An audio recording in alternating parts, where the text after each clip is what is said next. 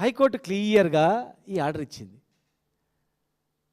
మీరు election schedule ఇచ్చినా 8 లోపల మీరు ఇచ్చినా మా తీర్పుకు అనుగుణంగానే ఉంటుంది, మీరు ఇచ్చిరని చెప్పి ముందుకు పోవద్దని చెప్పి హెచ్చరించింది. కానీ మీరు ముందుకు పోయినరు. మీరు 9th నుంచే మొత్తం ఎలక్షన్ ప్రాసెస్ స్టార్ట్ అయిపోయింది. 9th అక్టోబర్ నుంచి. అంటే మీరు 8th వరకు ఎలాంటి చర్యలు చేపట్టదని చెప్పిన తర్వాత, చేపట్టినా కూడా మీరు కోర్టు పరిధిలో ఉంటారు అని చెప్పిన తర్వాత, అనేక రాష్ట్రాల్లో ఈ జీవోలు చెల్లవని చెప్పి మీరు చూసిన తర్వాత, ఇలా మీరు ఈ జీవోతోనే మీరు ఏమనుకుంటారంటే జీవో ఇచ్చినాము కోర్టుకు పోయినారు మేమేం చేయాలని అనుకుంటారేమో.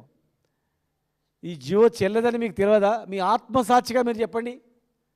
ప్రభుత్వంలో ఉన్నటువంటి మీరందరూ కూడా, క్యాబినెట్లో ఉన్న మీరందరూ కూడా మీరు ప్రమాణం చేసి, రాజ్యాంగం మీద ప్రమాణం చేసి మీరు పదవులు తీసుకున్నారు కదా, మీ మనస్ఫూర్తిగా ప్రమాణం చేసి చెప్పండి, ఈ జీవో ద్వారా ఇది అమలు అవుతుందని ఈ భారతదేశంలో ఏ ముఖ్యమంత్రికి తెలియదా? ఏ ముఖ్యమంత్రికి తెలియదు, మీకొక్కరికే తెలిసిందా? మరి అన్ని 8 రాష్ట్రాల్లో ఈ జీవో ద్వారా ఇస్తే కేసు కొట్టేసిరని చెప్పి మీకు తెలియదా? బీహార్లో కొట్టేసిండ్రు, మహారాష్ట్రలో కొట్టేసిండ్రు, మధ్యప్రదేశ్లో కొట్టేసిండ్రు, అంతకుముందు ఆంధ్రప్రదేశ్లో కొట్టేసిండ్రు, కర్ణాటకలో కొట్టేసిండ్రు, తమిళనాడులో కూడా అంతకుముందు జీవో ఇస్తే కొట్టేసిండ్రు. ఇంకా అన్నిటికన్నా ముఖ్యమైందంటే, దయచేసి ఇది ఎలక్షన్లో నిలబడాలనుకునే తహతాలాటలు వినాల. ఇది చాలా మోసపూరితమైనటువంటి ఎలక్షన్. ఇది మిత్రులారా, మహారాష్ట్రలో సేమ్ ఇదే విధంగా ఎలక్షన్ షెడ్యూల్ తర్వాత కోర్టుకు వెళ్ళిండ్రు. కోర్టుకు వెళ్ళిన తర్వాత తెలుసా, 2022 అంటే 2020 నుంచి 21-22 వరకు ఈ జీవో ద్వారా జెడ్పీటీసీలై జిల్లా పరిషత్ చైర్మన్లై 2 సంవత్సరాలు చేసిండ్రు. ఈ జీవో ఇష్యూ అయిన తర్వాత, ఎలక్షన్ ప్రాసెస్ స్టార్ట్ అయిన తర్వాత హైకోర్టు ఏదో జడ్జిమెంట్ ఇచ్చింది.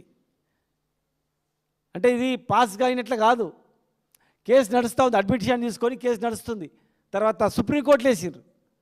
సుప్రీంకోర్టు క్లారిటీగా ఇచ్చింది, ఇది చెల్లదు, ఇమ్మీడియట్గా మీరు దిగిపోవాల్సిందే, డీమ్ టు రిమూవల్ అని చెప్పి ఇమ్మీడియట్గా రిమూవల్ చేసింది. అంటే 2 సంవత్సరాలు వాళ్ళు ఈ జీవో ద్వారా ఎన్నికై జిల్లా పరిషత్ చైర్మన్లుగా, జెడ్పీటీసీలుగా, ఎంపీపీలుగా చేసిన తర్వాత 2 సంవత్సరాల తర్వాత మొత్తం అందరినీ కూడా దింపేసింది. అంటే దింపేసిన తర్వాత వాళ్ళ జీతభత్యాలు కూడా వాపసు తీసుకుంటారు, రికవర్ చేస్తారు.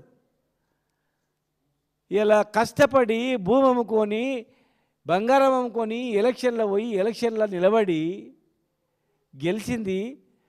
ఒకవేళ మీరు ఏ ధైర్యంతో ముందుకు పోయినా, అరే కోర్టులు వేసిండ్రు, కోర్టులో రేపు ఏం జరుగుతుందో పెండింగ్ అట్లే ఉంటే ఎలక్షన్ చేద్దాం, ఎలక్షన్ చేసిన తర్వాత బీహార్ ఎన్నికల్లో ఇచ్చేసిన 47% చెప్దామని అనుకుంటుండొచ్చు.